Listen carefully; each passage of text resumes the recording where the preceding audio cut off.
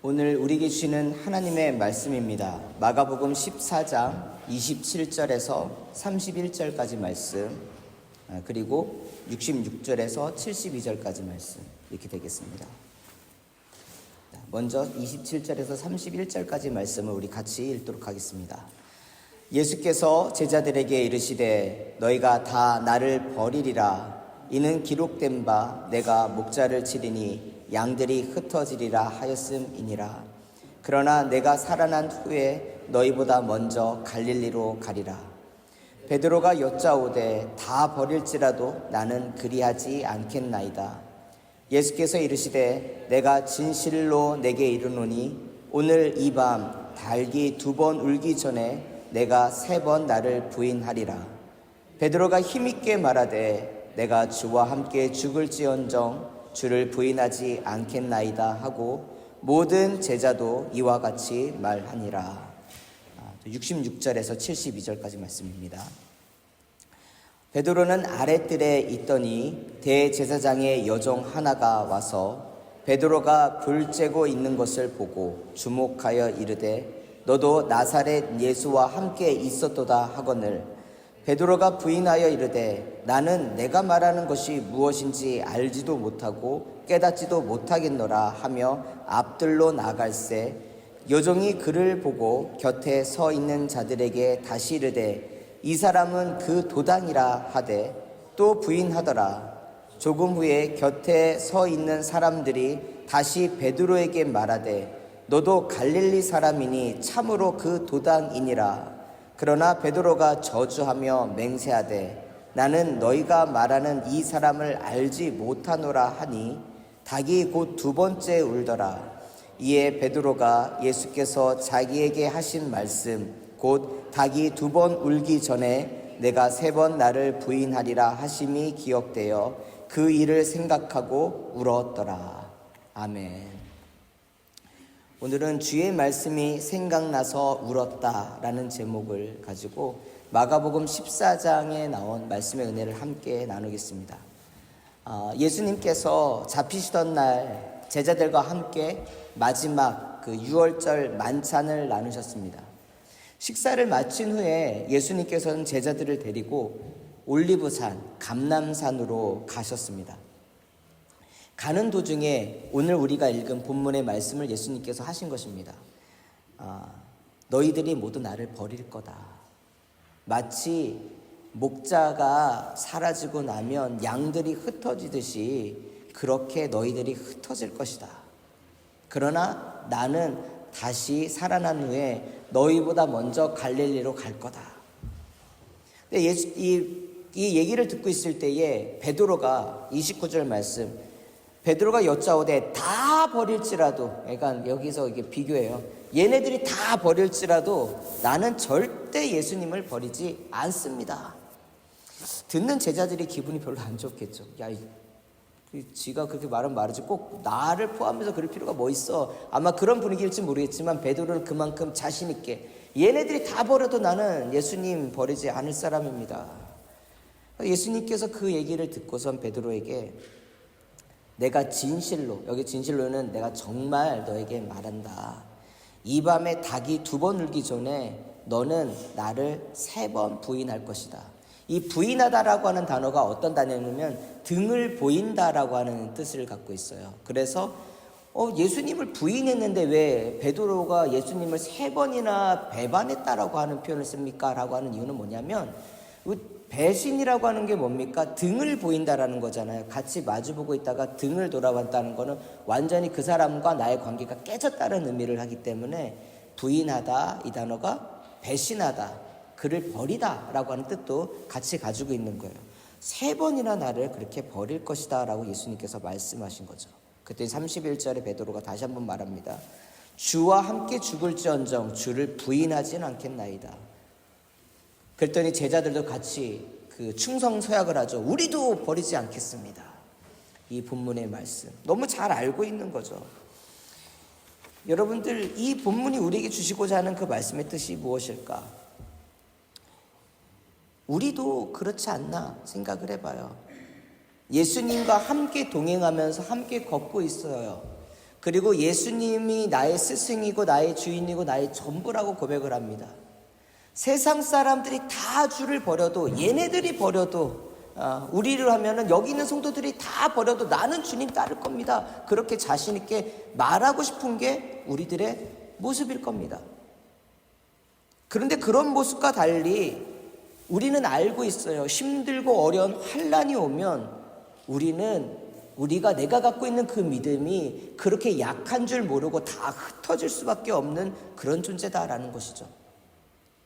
마가복음은 그 노마의 박해를 받고 있었던 성도들에게 주로 들리고 전달됐었던 복음서입니다. 어떤 사람들은 예수를 믿는 데 있어서 나는 예수를 절대로 부인하지 않습니다. 내가 죽는 한이 있어도 나는 예수를 따를 것입니다.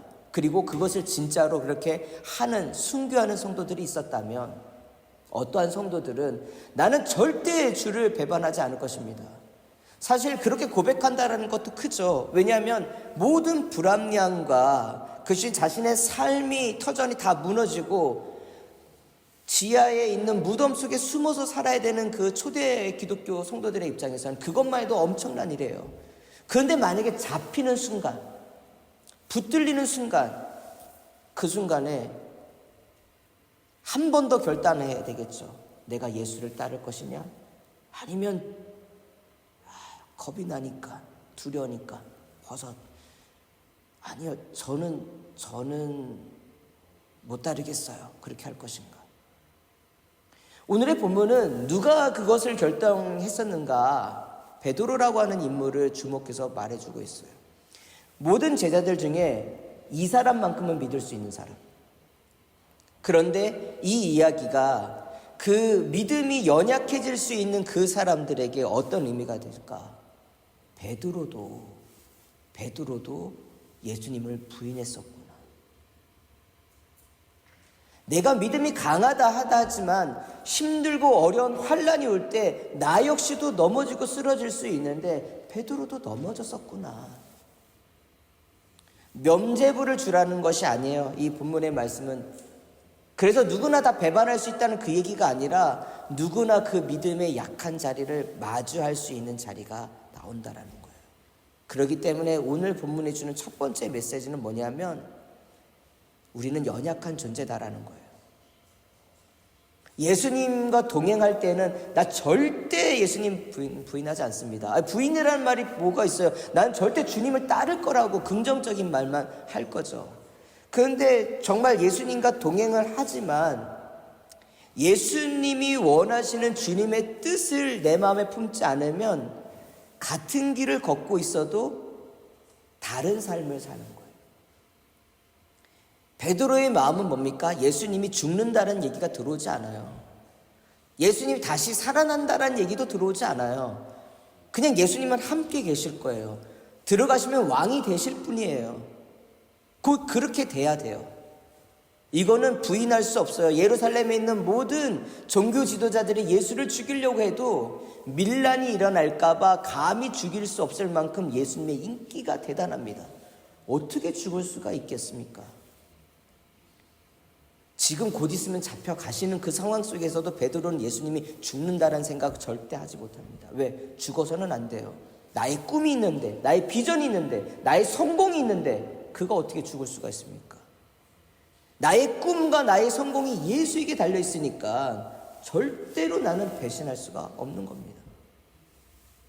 그런데 그런 우리의 삶 속에서도 내가 예수가 하나님의 아들이면 나의 구원자다라고 하는 그 바라봐야 될 진실이 아니라 나의 성공을 위한 수단, 나의 평안을 위한 수단, 나의 삶의 안전을 위한 보험과 같은 존재로서만 여기고 있다라고 한다면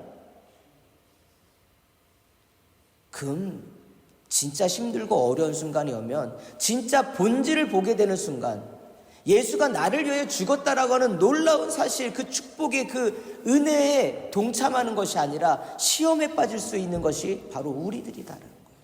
누구나 그런 어려움을 만날 수 있다. 누구나 이러한 신앙의 실패가 생길 수 있다라는 것을 우리에게 알려줍니다. 베드로의 입장에서 생각을 해보세요. 자기를 콕 찍어서 너는 3번이나 나를 부인할 것이다. 베드로의 입장에서는 아니 내가 지금까지 예수님을 섬겼던 것이 있고 힘들고 어려운 것이 있었으면 내가 가장 앞장섰었는데 어떻게 나를 신뢰하지 못하는가? 나를 왜 믿어주지 못하는가? 아니 맛있게 식사 잘해놓고선 왜 분위기 깨는 이런 얘기 하는가? 정말 예수는 나를 믿지 못하는가? 나는 가족 남겨두고 배 버리고 예수님 따르고 있는데 내가 뭘 더 증명할 것이 있단 말인가? 이 사람과 사람 사이에 신뢰가 무너지면 관계도 무너지게 돼 있어요. 베드로 입장에서는 딴 때 같았으면 그런 말 하지 마세요. 그런데 이 순간에는 내가 당신을 신뢰한다라는 걸 증명하고 싶었습니다. 그래서 31절에 힘있게 말했다. 힘있게. 절대 나는, 이게 강조했다라는 거야. 나는 절대 그런 사람 아니다. 얘네들 다 버리고 세상 다 당신을 버려도 나는 절대 그런 사람 아니다. 왜? 진짜 그런 사람이니까 지금의 고백을 할 때는. 베드로의 모습에서 우리 모습, 내가 주님을 신뢰합니다. 내가 주님을 따릅니다. 그렇게 결심했습니다. 세상 모두가 버려도 나는 버리지 않습니다. 그런 모습도 발견하게 되고요. 동시에 어떤 모습도 발견합니까? 정말 위기가 오면 그 위기에 흔들려서 나의 이익, 나의 안전, 그것 때문에 예수를 부인할 수도 있는 연약한 나도 발견하게 되는 것입니다. 나는 절대 그렇지 않습니다 라고 고백했었던 이 베드로의 고백, 우리도 나는 절대 그렇지 않습니다 라고 고백하지만 어느 순간 주님이 하나님의 아들이시다라고 하는 분명한 믿음을 놓치게 되는 순간이 되면 그가 진짜 메시아, 내가 원하는 메시아가 아니라 하나님이 보내신 그 메시아로서 내가 순종하고 충성하지 않으면 그 순간 베드로조차도 배반했듯이 나도 쓰러질 수 있는 존재다라는 것입니다. 노마 시대에 예수를 믿으려면 목숨 걸어야 됐습니다. 생명을 건다라는 것은 자신의 모든 것을 다 드린다라는 말입니다.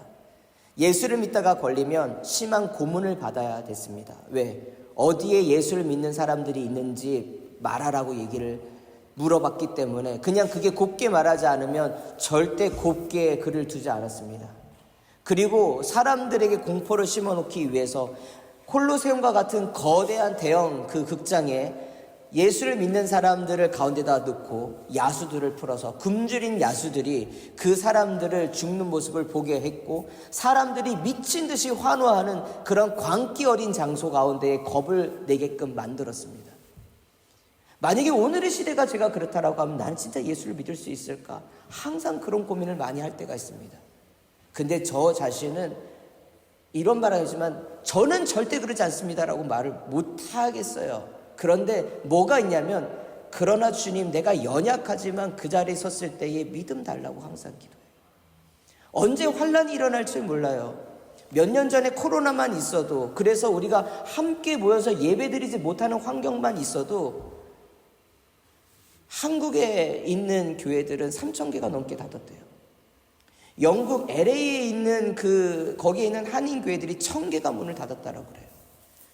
그러니까 크고 작은 교회들이겠죠. 개척교회들도 포함됐었고. 그리고 오늘날의 많은 교회들이 코로나 이전의 성도들로 다시 오지를 않는데요. 아니 그런 잠깐의 그 질병만 지나가도 예수를 믿고 따른다라고 하던 사람들이 오지 않아요. 한국의 청소년들 대상으로 당신은 예수를 믿습니까? 라고 했었더니 놀라운 통계는 4%만이 그가 나의 구원자다라고 고백을 한다는 거예요. 4%. 이 거의 소금의 비유예요. 바다에 있는 소금 정도의 그러한 염도를 가진 크리스찬들만 이제는 남은 시대가 되어버렸어요. 한국에 가면 양화진이라고 하는 곳이 있습니다. 그곳의 이름은 또 다른 이름은 절두산입니다. 절두산이라고 하는 이름이 얻으면 목을 베다 라는 뜻이에요. 흉폭하고 잔인한 이름이죠. 근데 원래 양아진이라고 하는 것은요, 이 박해가 일어나기 전까지는 중국에서 사신이 왔을 때에 그 사신을 데려다가 강도 있고 산도 있고 풍류가 있어서 그들을 대접하고 잔치를 벌이던 아주 좋은 장소고 아름다운 장소였었습니다. 근데 1800년대 후반에 이제 예수를 믿는 사람들이 등장하게 되니까 박해가 시작되는데, 그 절두산이라고 하는, 왜 절두산이라는 이름은 그 전에는 그런 이름이 아니었었어요. 그러나 그곳이 절두산이 된 이유는 뭐냐면 8,000명의 신도들이 그 언덕에서 목베임을 당합니다. 8,000명이. 그들이 예수를 믿는가 어떻게 확인할까? 다른 것이 아니라 예수의 초상화를 그려서 바닥에다 내려놨습니다. 그것을 밟고 지나가는 사람은 예수를 믿지 않는 사람이고, 그것을 밟지 못하는 사람들은 예수를 믿는 사람이다. 아주 단순하게 그렇게 해가지고 했는데, 그렇게 잡혀온 사람이 8,000명 이상이라는 거였어요. 초상화 밟고 지나가면 되지. 그리고 뒤에 숨어서 예배드리고 하면 되지. 그런데 초대 한국의 기독교인들은 어찌 내가 나의 주님의 얼굴에 발을 댈 수 있을까? 울면서 그 자리를 걸어가지 못했다는 거예요. 울면서. 그게 바로 신자다. 그게 바로 믿는 자였다. 그들은 똑똑한 사람이 아니고 배운 사람들도 아니었었어요. 글도 모르는 사람들이었어요. 그런데 예수라고 하는 저 멀리에 있는 그 한 사람이 하나님의 아들로 이 땅 가운데 왔대. 나같이 진짜 사랑받지 못하는 사람을 위해서, 나를 위해서 죽으셨대. 그 놀라운 복음이 믿어지는 거예요. 나를 그렇게 사랑하신데, 나를 포기하지 못하신데, 그가 나를 포기하지 않는데 내가 어찌 그를 버릴 수 있을까? 그래서 그 아름다웠던 이름은 사라져버리고 절두, 사람의 목을 벤 산이라고 하는 흉측한 이름이 남았습니다. 이름은 흉측하지만, 그러나 저는 그 이름이 흉측하게 느껴진 적이 없습니다. 왜냐? 그 피가 있었기 때문에 말씀이 남았고, 말씀이 남았기 때문에 오늘날 저 같은 많은 이들이 예수의 복음을 들을 수 있기 때문에. 이런 상황들을 만나면 누구나 겁이 나고 두려울 것입니다. 아니, 상상하는 것만도 여러분들 사실 짜릿할 수도, 이게 좋아서 짜릿한 게 아니라 뭔가 모를 진짜 이 겁남이 있을 수도 있습니다. 내가 죽는 건 괜찮아요. 그런데 내 가족을 인질로 삼아서 내 아내를, 내 자녀를, 내 부모를 고통을 주면서, 야, 예수 믿는 사람들 빨리 부르라고 하면, 그 불이익을 받으면 견디기가 힘듭니다. 그런데 그 모든 과정들을 거치면서 갔다라는 거예요. 근데 그들이 강한 사람이었었냐? 그들이 배운 사람이었었느냐? 그들이 권력이 있었냐? 부가 있었냐? 권력 있고 부가 있고 건강하고 아프고 배우고 배우지 못한 것이 중요한 것이 아니라 주님이 나의 주님이시다라고 하는 그 믿음으로 갔다라는 거예요. 이런 믿음으로 하는 사람들이 있었다라면, 나는 그런 믿음으로 쓰겠다라고 했지만 막상 그것을 직면했을 때에 도망치는 사람들도 있었다. 베드로처럼. 그렇기 때문에 오늘 우리는 내가 강하다라고 하는 것보다 나의 연약함 가운데 주님, 그럼에도 불구하고 주님이 나를 사랑하시는 그 은혜를 잊지 않는 사람이 되게 해주세요. 어떤 순간에도 나는 약하지만 예수 앞에서만큼은, 사람들 앞에서만큼은 예수를 담대하게 전할 수 있는 용기를 주세요. 제가 며칠 전에 얘기를 듣다가 저도 모르게 욱하는 그 분노가 일어났는데, 예수의 그 십자가를 공수표라고 얘기를 하더라고요. 가짜를 왜 믿고, 공수표 뭐예요? 가짜 수표. 돈인데 가짜 돈. 뭐 그렇게 젊은 사람들이 얘기를 하는 거예요. 근데 말할 수 없었던 이유는 그게 방송이기 때문에. 방송을 듣고 있는 저는 그 사람한테 그 얘기할 수가 없으니까. 이 젊은 사람들이 그런 얘기를 하는데, 이게 그 사랑을 모를 수는 있지만, 어떻게 그 공수표라는 표현을 쓸 수 있을까? 이렇게 일어나는 거야, 내 마음속에. 분연한 분노가. 왜? 나는 약한 존재지만, 주님의 그 복음 앞에서는, 나의 심장이 움직이는구나. 그런데 그 순간뿐만 아니라 진짜 박해가 온다 할지라도 나는 연약하지만 주님이 나를 얼마나 사랑한지를 기억할 수 있는 존재가 되었으면 좋겠다. 그리고 두 번째, 이 메시지는 그러면 우리가 연약해서 때로는 넘어지고 쓰러질 때도 있어요. 있을 수 있잖아요. 그러면 어떻게 그 자리를 회복할 수 있는가? 주님이 내게 지금 하시는 그 말씀을 집중하라는 거예요. 많은 제자들에게도 얘기했지만 제가 이 복음서를 여러분들 제자들의 간증으로 한번 읽어보라고 제가 계속 말씀하잖아요.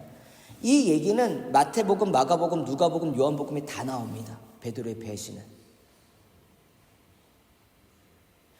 이거는 어느 복음, 예수에 대한 복음이 증거되는 모든 자리에 누구에게나 들려지는 얘기예요. 그런데 이런 간증을 할 때에 자기 부끄러운 이야기잖아요. 베드로의 입장에서는.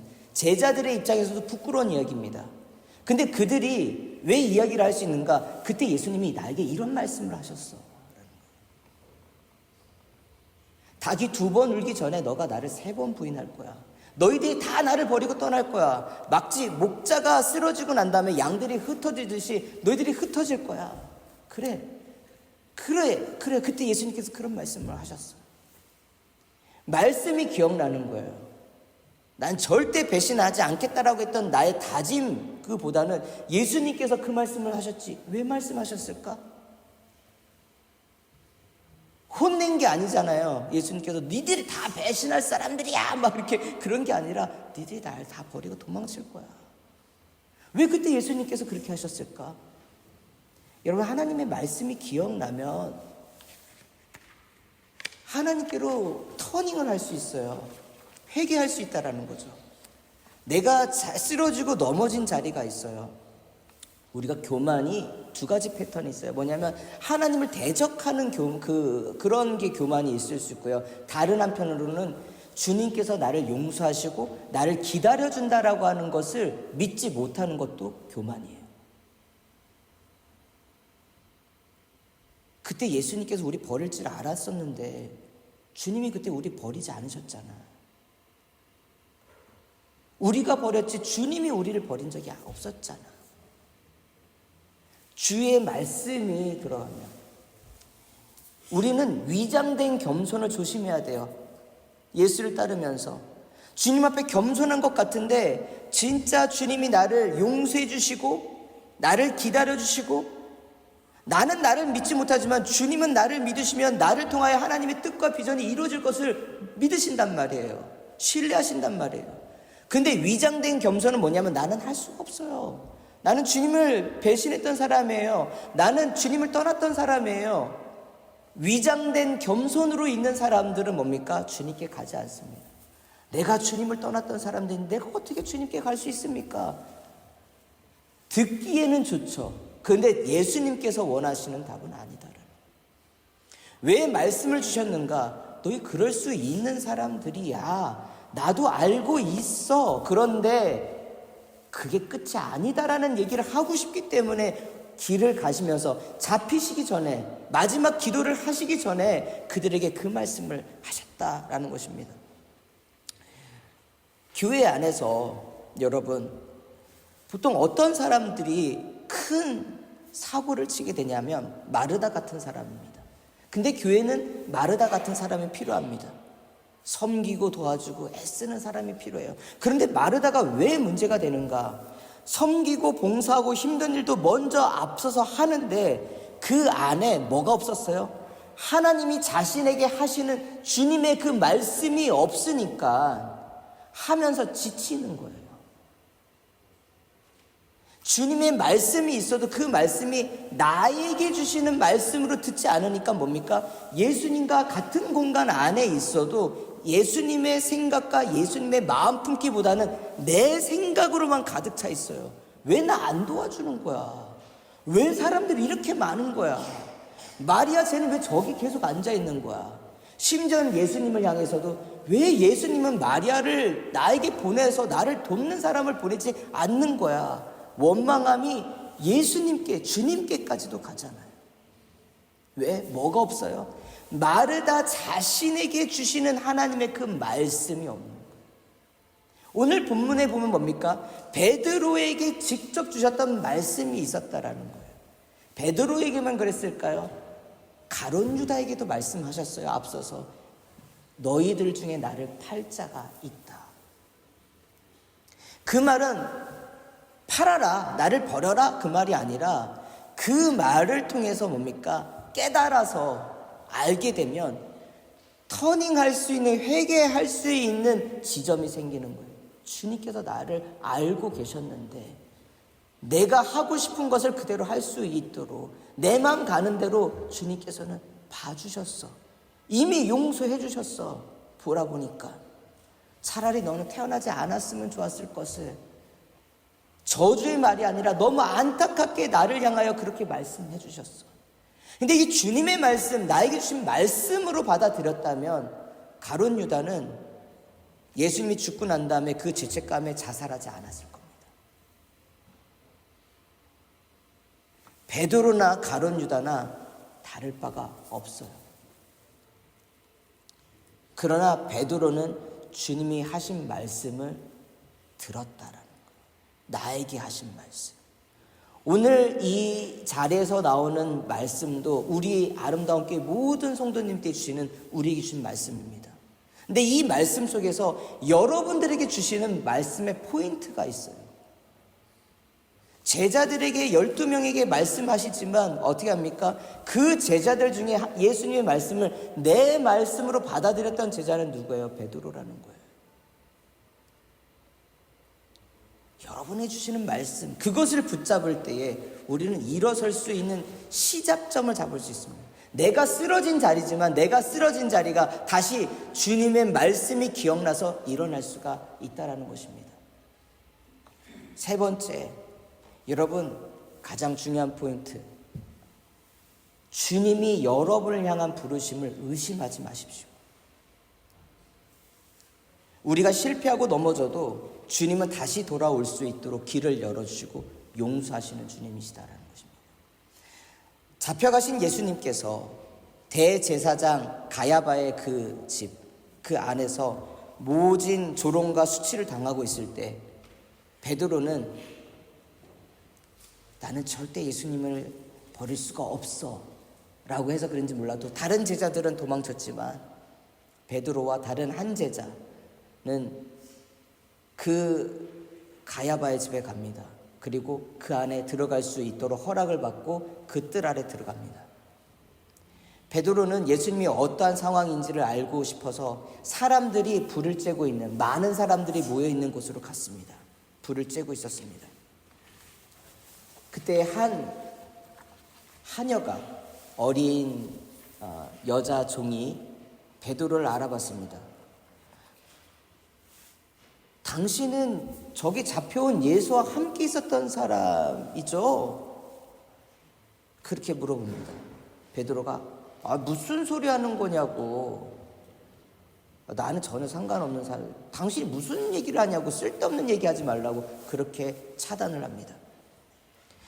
예수를 쫓아와서 예수가 잡히고 예수가 고통받는 그 자리 가운데 나는 절대 예수를 배신할 수 없다라고는 마음으로 찾아왔을지 모르겠지만 정작 너도 예수 믿는 사람이지, 예수 따르는 사람이지 하니까 자신의 안전에 문제가 생기니까, 그리고 자신을 둘러싼 그 사람들이 다 예수를 잡아가던 그 사람들이라는 것을 알게 되니까, 심지어는 베드로는 예수님 잡아갈 때 칼을 뽑아가지고 대제사장 가야바의 집에 종의 그 귀를, 말고라고 하는 그 종의 귀를 자릅니다. 이렇게 칼을 해가지고. 그러니까 사람들이 베드로는 더 잘할 수 있지 않겠습니까? 그 밤이지만, 오늘날처럼 전기가 없어서 또렷하게 보진 못했겠지만 그래도 칼을 들어서 누군가의 귀를 잘랐던 사람인데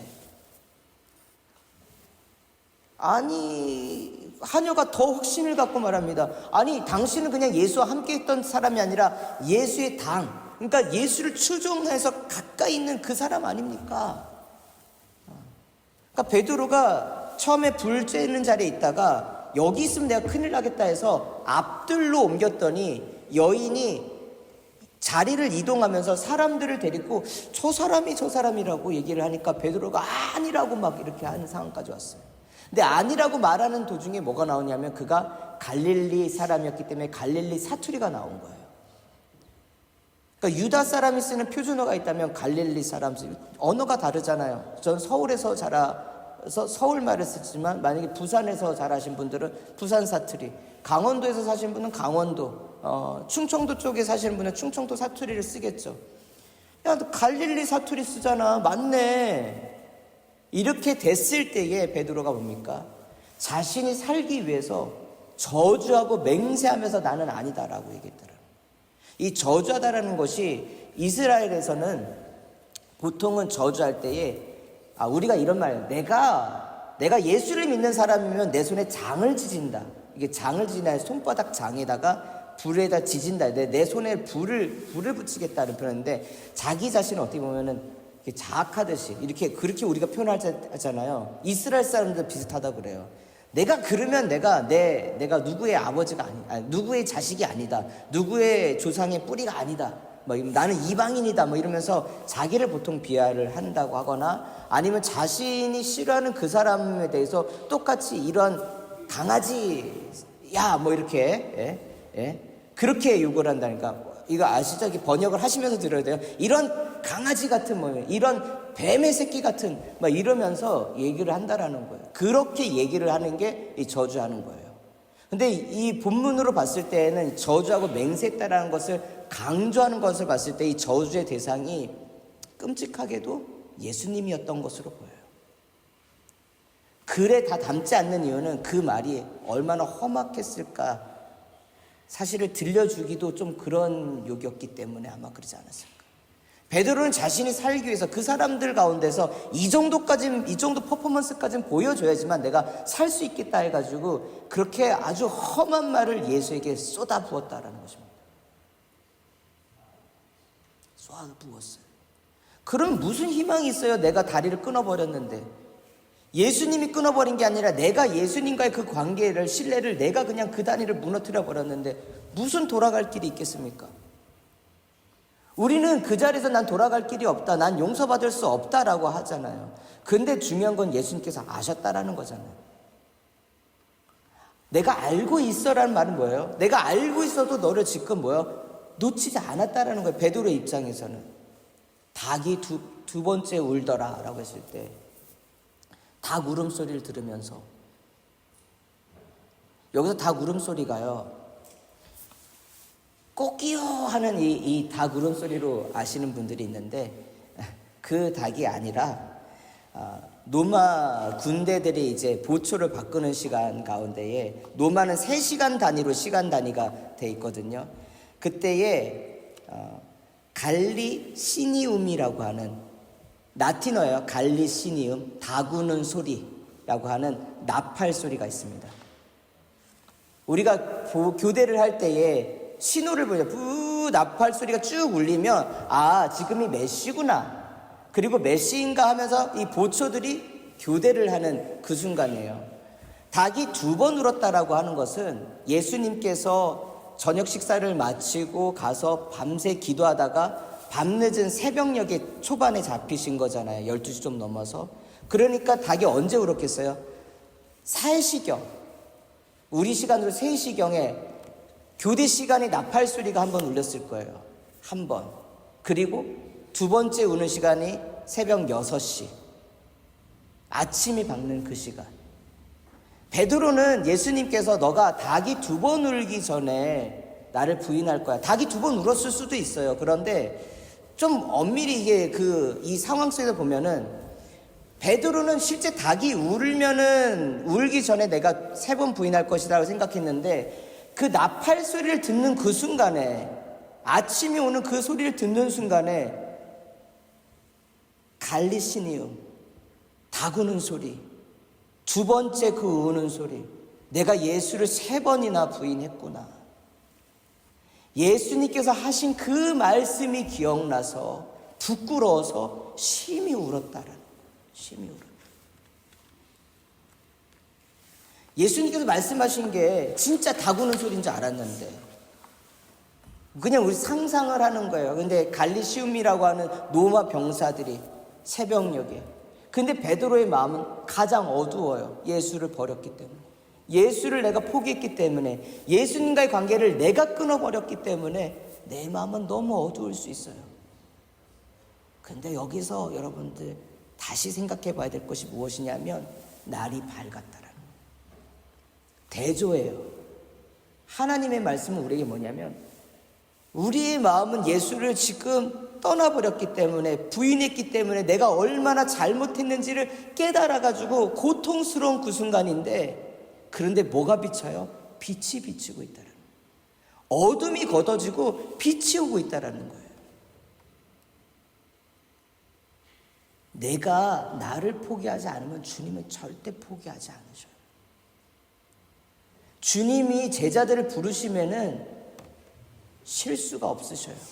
후회도 없으셔요. 그들이 나를 떠나버리고 도망쳤다 할지라도 그들을 사랑하시는 분이시지, 그들이 다시 돌아올 것을 알고 계시는 분이시지, 원망 같은 거 없으셔요. 베드로가 다시 돌아올 수 있었던 이유는 뭘까요? 어둠에 잠식되지 않았어요. 그 밤에 내가 얼마나 잘못된 사람인가, 주님의 말씀이 기억나서 울었어요. 근데 그 울음은 후회의 울음일 수도 있지만 여러분들 평생에 살면서 내가 주님 앞에 충성할 수밖에 없는 울음, 나는 이런 사람이었었습니다. 예수님을 만나게 되고 진짜 만나게 되면, 이전까지는 예수님과 동행했지만 내 뜻, 내 생각만 있었어요. 근데 이 순간에 예수를 진짜 만나게 된 순간, 내가 얼마나 연약하고 내가 얼마나 볼품없는 진짜 그런 신앙이었는가 알고 난 다음에 뭡니까? 예수를 진짜 만나게 되면 진짜 신앙인으로 바뀝니다. 이게 회개예요. 회개. 내가 예수를 잘 믿는 것 같지만 내 욕심을 버리지 않고 내 뜻대로 예수님을 가려고 하면 같은 길을 걸어도 같을 수가 없어요. 그런데 내가 예수님의 마음을 진짜 아는 그 순간에 되면 진짜 눈물의 회개를 하게 됩니다. 그 회개는 누구도 빼앗아 갈 수가 없어요. 베드로를 유혹하고 시험했던 사단도 이긴 것 같았지만 그가 예수의 말씀을 기억했을 때에, 진짜 회개의 눈물을 흘렸을 때 그 눈물은 사단도 뺏어갈 수가 없는 거예요.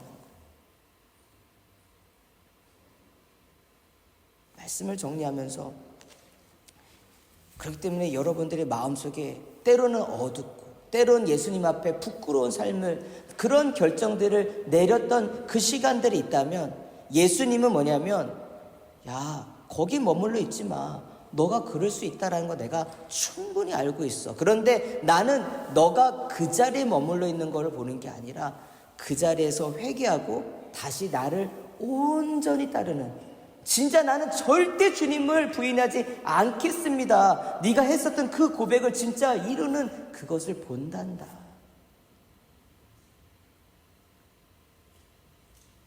힘들어하지 마. 떠나야 했다고 했지만 다시 돌아가면 돼. 누구나, 베드로도 그랬어. 주님께서는 결코 여러분을 선택한 것을 후회하거나 실망하지 않으셔요. 그리고 기다리셔요. 내 마음이 어두워도 그 뒤에는 밝은 새벽이 밝아오는 것처럼 주님께서 우리를 인도하시는 것을 믿으시기를 바랍니다. 고난주간입니다. 참 이 시간이 어떻게 보면 또 왔다라고 생각하지만, 이번에 또 예수님의 부활을 기다리면서 주시는 마음이 있다라고 하면, 그래도 참 영적인 흉년과 이 세상적인 여러 가지 흉년의 시대 가운데에 거의 끝이 왔지 않나 생각을 하면서, 주님의 부활이 계절 따라 이렇게 또 오듯 주님의 그 빛이 비춘다라고 하는 기대감들이 있습니다. 근데 그 중에 가장 큰 거는 전 말씀이에요. 말씀. 여러분들, 저는 세 개의 말씀을 붙잡은 것 같아요. 작년에 주셨던 말씀, 큰 빗소리가 있다. 그리고 내가 새 일을 행하겠다. 그리고 또 하나 올해 받은 가장 실족함을 허락하지 않는 주다. 저는 세 번째 말씀이 요새 가장 크더라고요. 실족함을 허락하지 않으신다.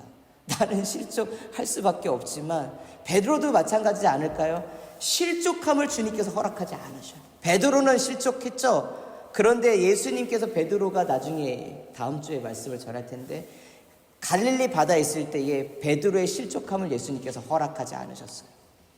여러분들, 그러니 여러분들의 상황을 제가 다 알지 못하지만 여러분들 힘들고 어려운 상황이 있다면 주님은 여러분들 포기하지 않습니다. 그러니 붙잡으시기 바랍니다. 그리고 여러분들을 향한 분명한 말씀이 있습니다. 흔들리지 않도록 잡아주신 그 말씀, 그 말씀을 믿으십시오. 그 말씀을 붙잡고 지금의 시간들을, 저는 이 과정 넘기면 저희는 더 성장할 것 같아요. 믿음도 성장하고 교회도 그렇고 여러분들 각자가 믿음의 큰 성장 이루는 시간이라고 생각합니다. 이 시간을 그렇게 이루시기를. 그래서 나중에 사람들에게 나도 그때가 있었어. 그때가 있었으면 뭡니까? 나는 다시는 그런 일을 하지 않을 수 있는 그런 믿음의 모든 주의 백성 되기를 축복되면서 하면서 오늘 말씀 마치겠습니다. 우리 같이 기도하겠습니다. 사랑과 은혜가 많으신 하나님 아버지 감사합니다. 아버지, 저희들에게 주의 말씀을 주셔서 감사합니다. 우리가 때론 연약하여서 나는 절대 주님을 부인하지 않습니다 라고 하지만 그냥 내 삶의 위기와 어려움만 와도 내 안전이 내가 원하는 바가 흔들려도 예수님에 대한 그 간절함이 사라질 수도 있는 연약한 존재이기도 합니다. 그러나 주님, 우리는 그 연약함에 머무른 존재가 아니라 그 연약함을 지켜보시며 기다려주시는 주님을 믿는 자임을 다시 한번 선언합니다. 그러니 우리에게 믿음을 주옵소서. 우리가 쓰러지고 넘어진 자리에서 그냥 좌절하는 것이 아니라 우리를 실족함을 허락하지 않는 주님께서 기다리시고 다시 일으켜주시는 아버님 오셔 그 능력을 믿는 믿음으로 설 수 있게 하여 주옵소서. 어둠이 지나면 빛이 오듯이 아버님 오셔 그 어려웠던 신앙의 시간들, 우리 삶 속에 있는 시간이 있다면 아버지 이번 한 주간 보내며 주님이 밝혀주시는 그 부활의 그 승리를 아버님 오셔 기다릴 수 있는 또한 시간이 되기를 원합니다. 이 시간 우리에게 믿음이 필요합니다. 주님을 향한 간절한 마음이 필요합니다. 그 마음이, 그 믿음이 커지고 회복되는 그런 한 주의 삶을 살게 하여 주시옵소서. 이 모든 말씀 우리 주 예수 그리스도의 이름으로 기도드립니다. 아멘.